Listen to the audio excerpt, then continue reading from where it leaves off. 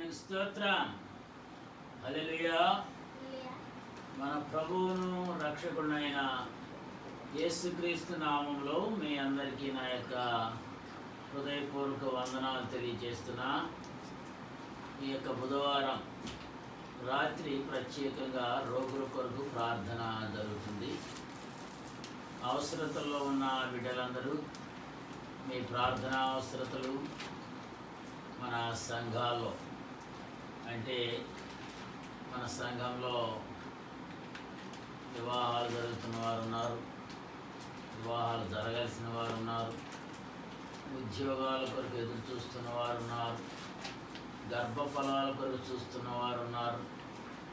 అదేవిధంగా ఈ యొక్క కరోనా గురించి భయపడిపోయి మందిరాలకు రాలేక ఉపవాసాల నుండి గృహాల్లోనే ఉంటున్నాం, మాకు నడిపింపు రావటం లేదనే వాళ్ళు కూడా ఉన్నారు. ఏది ఏమైనప్పటికీ దేవుడు గొప్ప దేవుడు. ఈ యొక్క రాత్రికాల సమయంలో మనం ముఖ్యంగా దేవుని యొక్క వాక్యాన్ని కొద్దిసేపు ధ్యానం చేసుకుందాం.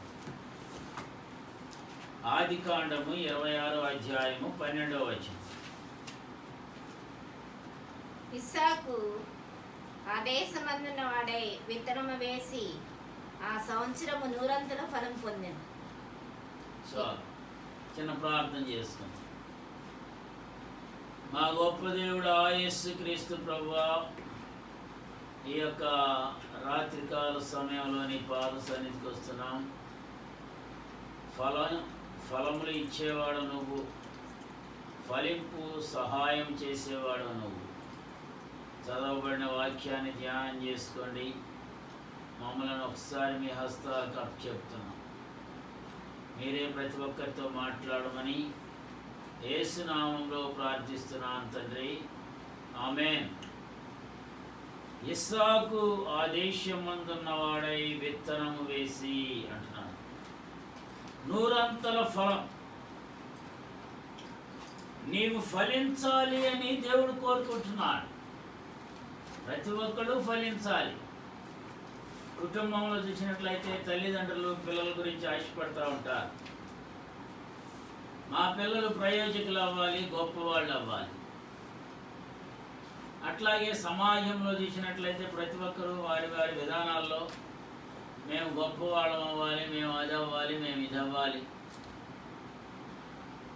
అదేవిధంగా సంఘంలో చూసినట్లయితే సంఘ కాపరి ఆశిస్తాడు, ప్రతి విశ్వాసి ఒక గొప్ప ప్రార్థనాపరులాగా తయారవ్వాలి, గొప్ప విజ్ఞాపన వీరుడిగా తయారవ్వాలి, దేవుని యొక్క దీవెనలకి పాత్రలు కావాలి అని చెప్పి ప్రతి ఒక్కరిని ఆశిస్తూ ఉంటారు.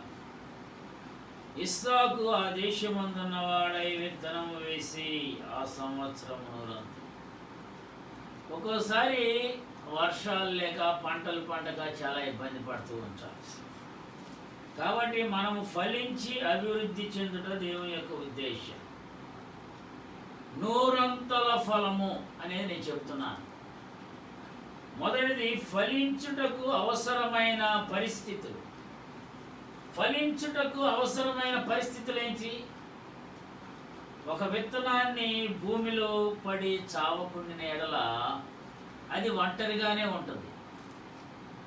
అది చచ్చిన ఎడల విస్తారంగా ఫలిస్తుంది.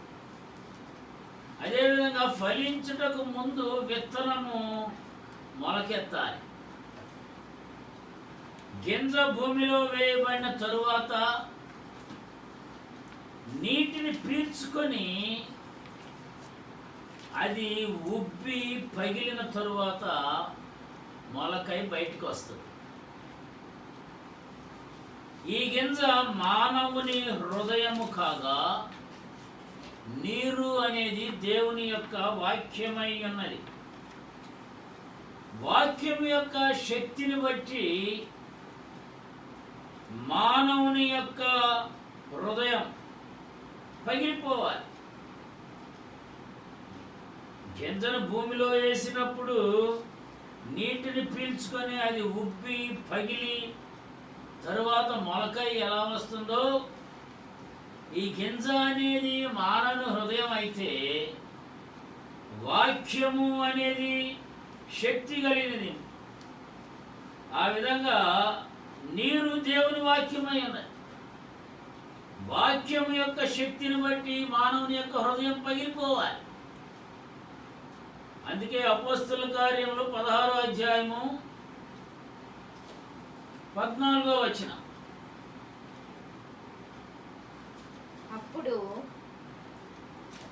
అప్పుడు లూదియాను దైవభక్తి గల ఒక స్త్రీ వినుచుండెను. ఆమె ఓదారంగు పొడి అమ్మో తొయతైర పట్టణస్థురాలు. ప్రభు ఆమె హృదయము తెరిచెను గనుక పౌలు చెప్పిన మాటలందు లక్ష్యం ఉంచెను. చాలండి.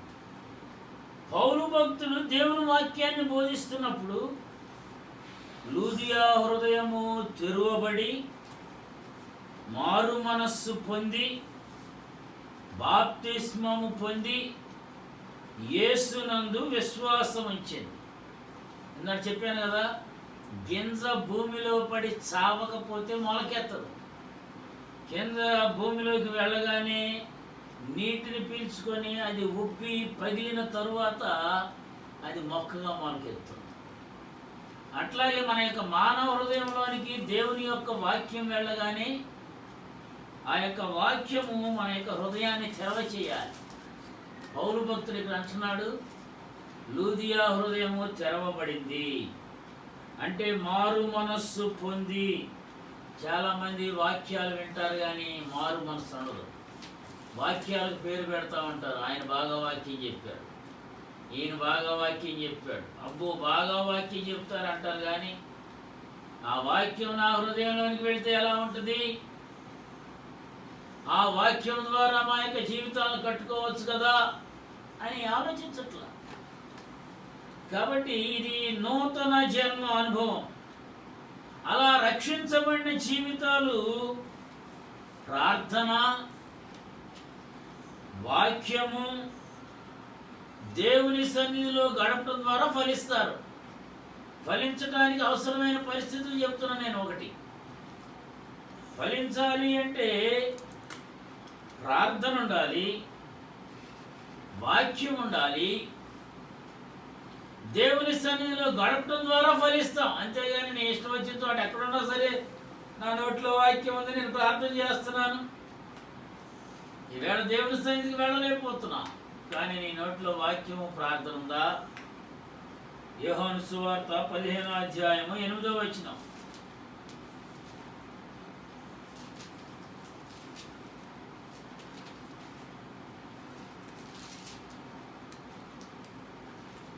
మీరు బహుగా ఫలించుట వలన నా తండ్రి మహింపరచబడును. విశ్వాసి బహుగా ఫలించాలి అనేది దేవుని కోరిక. విశ్వాసిని దైవజనుడు హెచ్చరిస్తూ ఉంటాడు, మీరు ప్రార్థన చేయట్లేదు, మీరు క్రమంగా ఉండలేదు, మీరు అలా ఉండలేదు, మీరు ఇలా ఉండలేదు అంటే కొంతమంది విశ్వాసులు కోపం వస్తుంది. వీడు పాస్టర్ గారు నన్ను తిడుతున్నాడు అనుకుంటారు.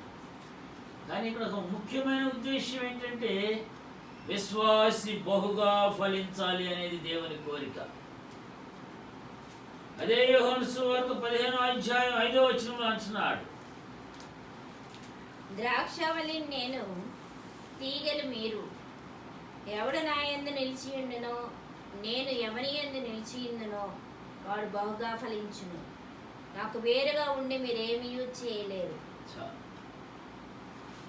ఫలించే అనుభవంలోనికి రాకుండా ఇక్కడ అంటున్నాడు, ద్రాక్షావళి నేను, తీగలు మీరు. దేవుని వాక్యంలో మనం నిలిచి ఉండాలి. అంతేగాని ఫలించే అనుభవంలోనికి రాకమునుపు పాపము విషయంలోను, ప్రాచీన స్వభావము విషయంలోను, శరీరేచ్ఛల విషయంలోను మనం గింజలాగా చనిపోవలసి ఉంది.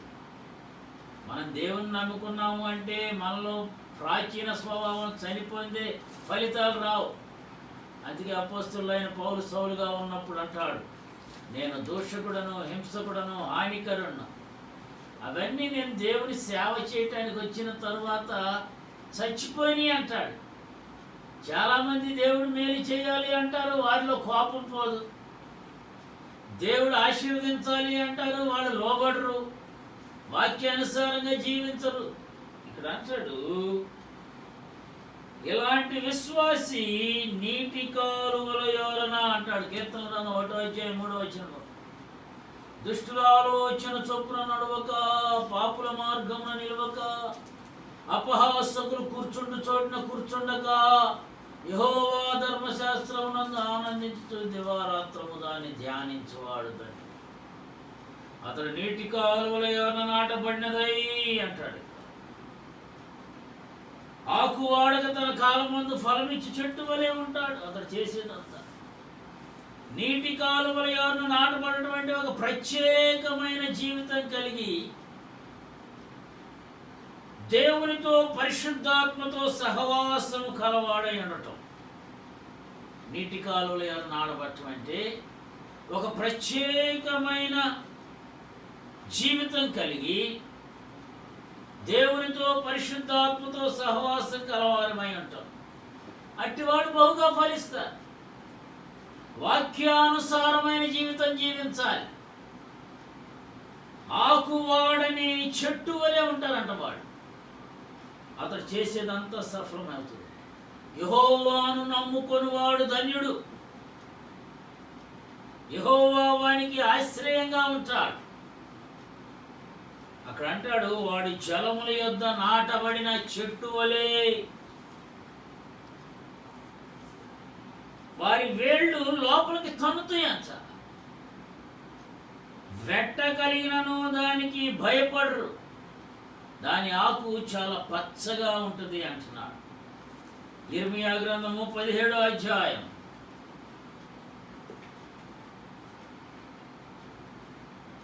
7-8 యెహోవాను నమ్ముకుని వాడు ధన్యుడు. యెహోవానికి ఆశ్రయముగా ఉండును. వాడు జలముల యొద్ద నాటబడిన చెట్టు వలె ఉండును. అది కాలువల వారను దాని వేళ్ళు తన్నును. వెట్ట కలిగినను దానికి భయపడదు. దాని ఆకు పచ్చగా నుండును. వర్షం లేని సంవత్సరమున చింతనందదు, కాపు మానదు. చాలు. చూడండి ఎంత మంచి వాక్యం అది. ఇర్మియా గ్రంథం 17వ అధ్యాయం 8 మంచి మాట చెప్పాడు. వెట్ట కలిగినా సరే, వర్షం లేకపోయినా సరే, అదేవిధంగా ఆ యొక్క కాపు చాలా పచ్చగా ఉంటుంది అన్నాడు. ఆకు పచ్చగా ఉంటుంది. ఈ దినాన మందిరాలకు రాలేని పరిస్థితి అయినా సరే ప్రార్థనా జీవితం ఎలా ఉంటుంది? నీటి కాలువల యోరన నాటబడిన చెట్టు నీరు పీల్చుకొని దాని యొక్క వేళ్ళు లోపలకు తన్ని చెట్టు పెరుగుతుంది. క్రిందకు వేరు ఎంతగా దిగుతుందో చెట్టు అంత బలంగా ఎదిగింది. గాలి వచ్చినా సరే, వాన వచ్చినా సరే, తుఫాను వచ్చినా సరే, అదేమైపోతుందంటే కదలకుండా చెట్టు పైకి పెరుగుతూ ఉంటుంది. అలాగే విశ్వాసి కూడా క్రీస్తు యేసును నీటి ఒడ్డున క్రీస్తుతో కూడా నాటబడినప్పుడు ఏ విధమైన పరిస్థితి ఏర్పడినప్పటికీ చింతనొందకుండా ఫలిస్తాడు అంట. నేను నిజమైన ద్రాక్షావల్లిని. తీగ ద్రాక్షావల్లిలో నిలిచి ఉంటేనే తనంతట తానే ఎలాగూ ఫలింపదు, అలాగే నా యందు నిలిచి ఉంటేనే గాని మీరు ఫలింపరు అంటాడు. క్రీస్తు అనే ద్రాక్షావల్లిలో తీగ అనే నీవు అంటగట్టబడినప్పుడు బహుగా ఫలిస్తావు అంటాడు. విశ్వాసి ప్రార్థనలో అంటుకట్టబడాలి.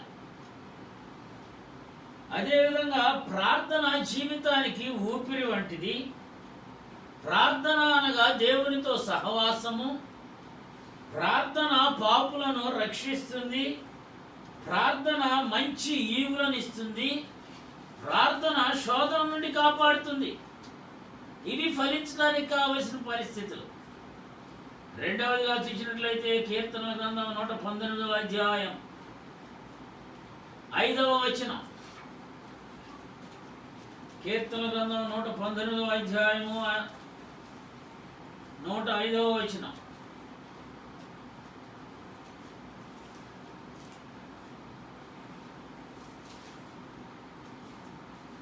నీ వాక్యము నా పాదములకు దీపము, నా త్రోవకు వెలుగై ఉన్నది. వాక్యాన్ని రెండవది చూసినట్లయితే మనం ఫలించడానికి మంచి సూత్రాలు. వాక్యమును చదివి ధ్యానించి దానిని అనుసరించాలి. కొంతమంది చదువుతారు, ఏదో గుడ్డేది చేయబడి ఏదో చదివామన్న పేరు చదువుతారు. చదివిన దాన్ని మెమరైజ్ చేయటం అంటే దాన్ని నెమర వేసుకోవడం, చదివి దానిని అనుసరించుట. కొంతమంది చదువుతారు కానీ దాని ప్రకారం నడుచుకోరు. భలేగా ఉంది వాక్యం అంటారు కానీ ప్రపంచవ్యాప్తంగా ఇప్పటికీ ఎక్కువగా అమ్ముడవుతున్న గ్రంథం ఏదైనా ఉందయా అంటే బైబిలే. గిన్నీస్ బుక్లో కూడా ఇక్కడ రికార్డ్ ఏదైనా ఉందయా అంటే అది బైబిలే. వాక్యము అనేది ఆత్మకు ఆహారం. నీ వాక్యము నా పాదములకు దీపం, నా త్రోవకు వెలుగైందంటాడు. అదే 119వ కీర్తన 50వ వచనం అంటాడు,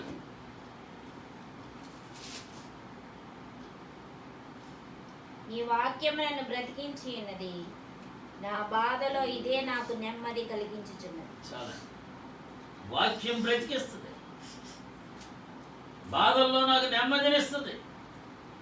నీ వాక్యం నన్ను బ్రతికించు. మంచి పాట ఉంది, నీ వాక్యమే నన్ను బ్రతికించెను, బాధలలోనే మదినిచెను, కృపాశక్తి దయా సత్య సంపూర్ణుడా, వాక్యమై ఉన్న యేసు వందనమయ్యా, కృపాశక్తి దయా సత్య సంపూర్ణుడా, వాక్యమై ఉన్న యేసు వందనమయ్యా, నీ వాక్యమే నన్ను బ్రతికించెను, బాధలలో నెమ్మదినిచ్చెను. హల్లెలూయా. వాక్యం బ్రతికిస్తుంది. మనుష్యుడు రొట్టె వల్ల మాత్రమే జీవించును గాని దేవుని నోటి నుండి వచ్చు ప్రతి మాట వలన జీవిస్తాడంట. మత్తయి సువార్త 4వ అధ్యాయం 4వ వచనం. వాక్యాన్ని చదవాలి. ఇవాళ చాలామంది పరిస్థితులు అగమ్యగోచరంగా ఉన్నాయి. తినడానికి తిండి లేనివాళ్ళు, వలస కూలీలు, చాలామంది పరిస్థితులు. వాక్యము అనేది శక్తినిస్తుంది. మనిషి కుమారుడు రొట్టె వల్ల మాత్రమే కాదు కానీ దేవుని నోటి నుండి వచ్చు ప్రతి మాట వలన జీవిస్తాడట. వాక్యాన్ని చదివి ధ్యానించి దాని ప్రకారం జీవించాలి. చదివి వదిలేయటం కాదు. ఇందాక చదివే అపొస్తలుడైన పౌలు చెప్పినప్పుడు లూదియా హృదయం తెరవబడింది. అప్పుడు వాళ్ళ ఇంట్లో వాళ్ళందరూ రక్షించబడ్డారు. చాలామంది ఎన్నో వాక్యాలు వింటారు కానీ వాక్యం ప్రకారం జీవించరు. మాకు వాక్యం తెలుసు అంటారు కానీ తెలిసి ఉపయోగమే ఉంది, దాని ప్రకారం జీవించాలి. వాక్యాన్ని వినడం ద్వారా, దాన్ని అనుసరించడం ద్వారా మనం ఫలించగలం. 1 యోహాను పత్రిక 1వ అధ్యాయం 3వ వచనం. 1 యోహాను పత్రిక 1వ అధ్యాయం 3వ వచనంలో, మాతో కూడా మీకును సహవాసం కలిగినట్లు మేము చూచిన దాన్ని వినిన దాన్ని మీకును తెలియజేయుచున్నాము. ఫలించాలంటే మూడవది సహవాసము. అనుదినము దేవునితోనూ పరిశుద్ధులతోనూ సహవాసం కలిగి ఉండాలి. మన సహవాసం అయితే తండ్రితోనూ ఆయన కుమారుడైన యేసుక్రీస్తుతో ఉన్నది. సహవాసం యొక్క గురి ఆయన స్వారూప్యములోనికి మార్చబడటం. దేవునితో సహవాసం ఎలా ఉంటుంది? దేవునితో సహవాసాన్ని చాలామంది నిర్లక్ష్యం చేస్తున్నారు. ఇక్కడ అంటాడు, ఒకే గూటిలో ఒక ఆయన 2 చిలుకలను పెంచాడు. దేవుని యొక్క స్వారూప్యంలోనికి ఒక గూటిలో 2 చిన్న రామ చిలుకలు ఉన్నాయి. ఒక చిలుకనేమో ఒక పండితుడు పెంచాడు, అది పాండిత్యం నేర్చుకుంది. ఒక చిలుకనేమో కషాయవాడి పెంచాడు, అది కఠినత్వాన్ని నేర్చుకుంది. అలాగే మానవునికి దేవుని యొక్క సహవాసము ద్వారా పరిశుద్ధత కలుగుతుంది, కానీ జ్ఞానుల సహవాసం చేసేవాడు జ్ఞానవంతుడు అవుతాడు. అంతేగాని జ్ఞానం లేకుండా అజ్ఞానులతోనూ ఇష్టానుసారంగాను చేస్తే మనకి పరిశుద్ధత అనేది రాదు. మనం పరిశుద్ధులతో సహవాసం చేయాలి. అంటే దేవుని నమ్మిన బిడ్డలు,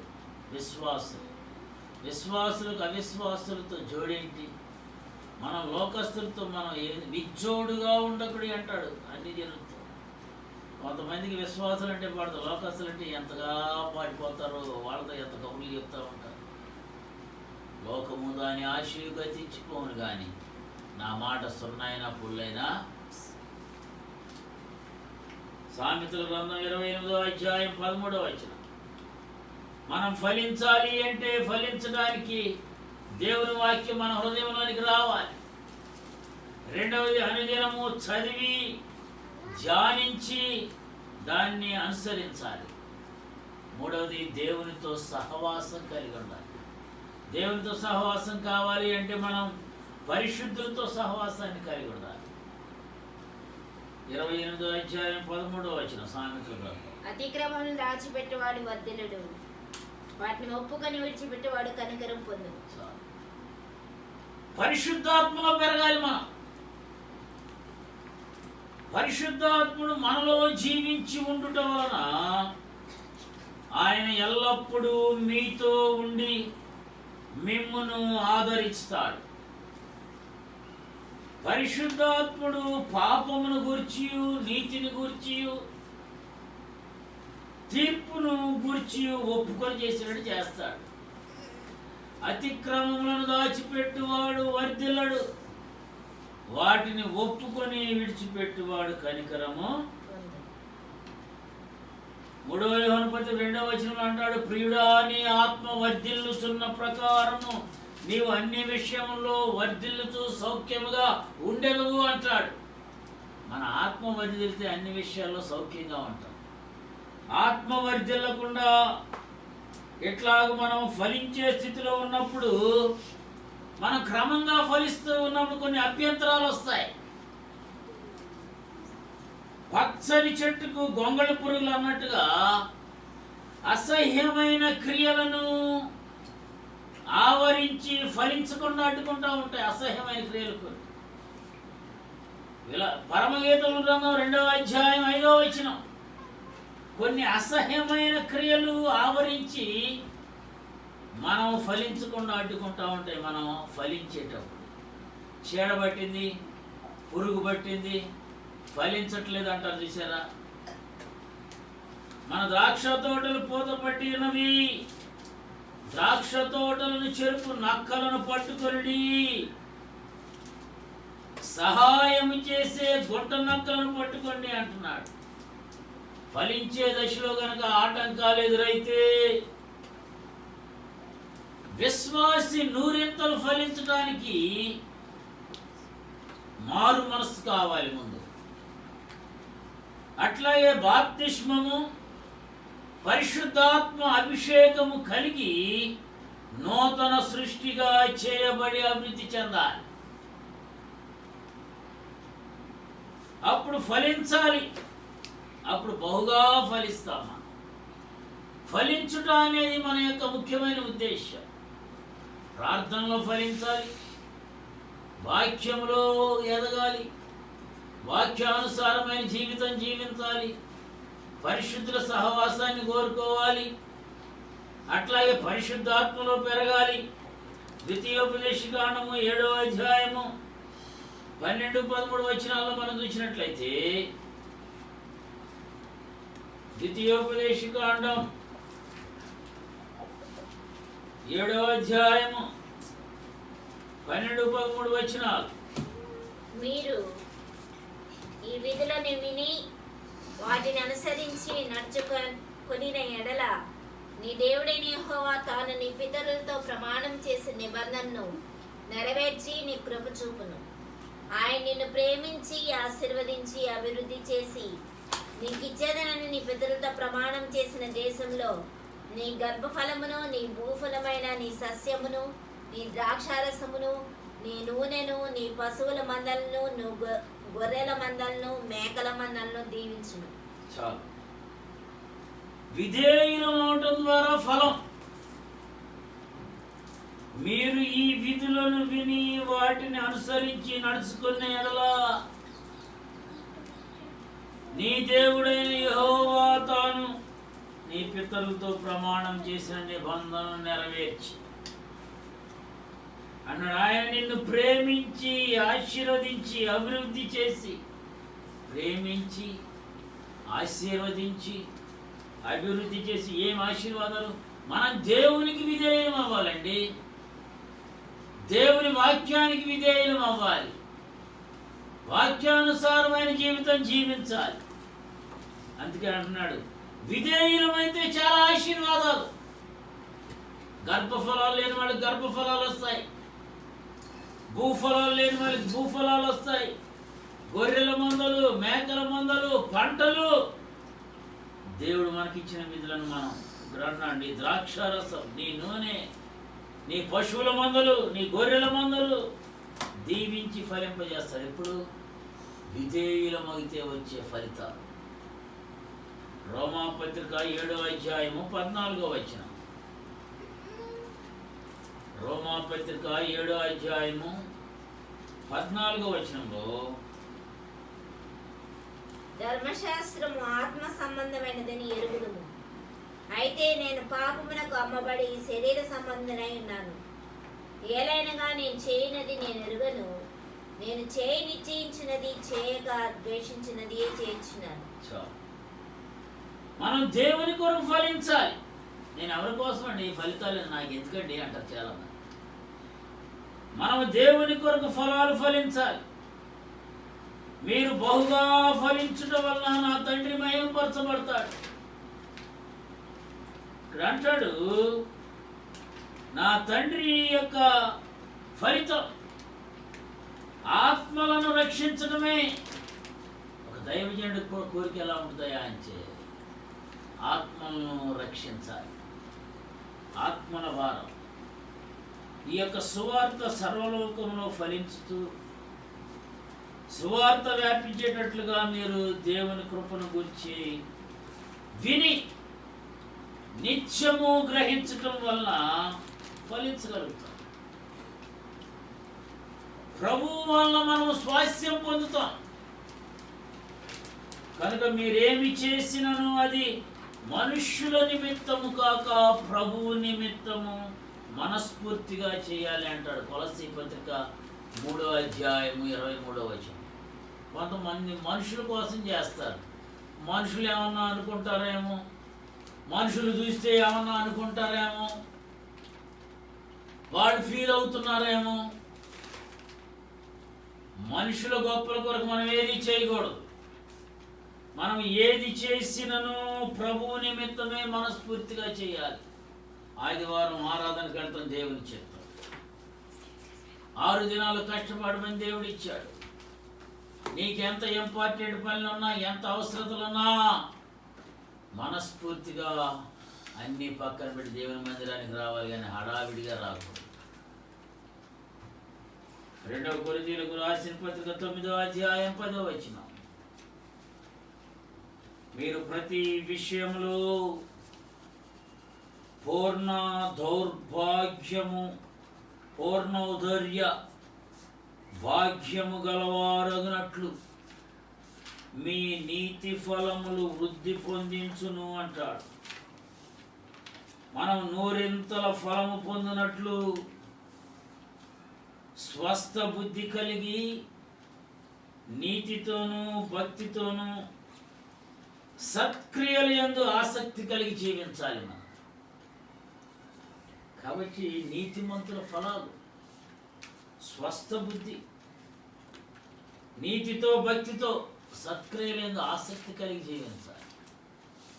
కాబట్టి ఫలించుట, ఫలితం, 100 ఫలం ఫలించడానికి అవసరమైన పరిస్థితులు. గింజ భూమిలో పడి చావకపోతే ఎట్లా మొక్క రాదు, మన యొక్క హృదయంలో దేవుని యొక్క వాక్యము ఉండి అది ఫలించకపోతే ఉపయోగం లేదు. ఫలించడానికి అది నీటి కాలువల ఎవరిన నాటపడాలి. అంటే దేవుని యొక్క సన్నిధిలో మనం కనపడాలి. దేవుని సన్నిధిలో వాళ్ళు కనపడలేకపోతున్నాం. ఎటు వెళ్ళిపోతున్నామో. ఫలించడానికి అవసరమైన పరిస్థితులు వాక్యాన్ని చదివి ధ్యానించి దాన్ని అనుసరించాలి. దేవునితో, దేవుని బిడ్డలతో, పరిశుద్ధులతో సహవాసం కలిగి జీవించాలి. పరిశుద్ధాత్మలో పెరగాలి. మనం విధేయులమైతే కనుక మన గర్భఫలాలు, భూఫలాలు, పంటలు, పశువులు, మేకలు, మన విధేయత చాలా ముఖ్యం. నువ్వు ఎవరైనా సరే, what ever it may be. నీకు సమాజంలో హోదా ఉండొచ్చు, గొప్ప ఉద్యోగి కావచ్చు, డబ్బు దర్పం ఉండొచ్చు, ఆస్తి ఐశ్వర్యం ఉండొచ్చు, ధనకర్తలు ఉండొచ్చు. విధేయత లేని ఆత్మీయ జీవితం నీకు ఆశీర్వాదం కానే కాదు. విధేయులమైతే బోళ్ళని ఆశీర్వాదాలు వస్తాయి. లేని వాళ్ళకి విధేయత వల్లనే ఆశీర్వాదాలు. దేవుడు పోషించేవాడు. మనం దేవుని కొరకు ఫలించాలి. మనుషులు ఏదో అనుకుంటారని ఏది చేయొద్దు. మనుషులను మెప్పించడానికి ఏ పనులు చేయవసరం. మనం ఏది చేసినా దేవుణ్ణి కనపరచాలి.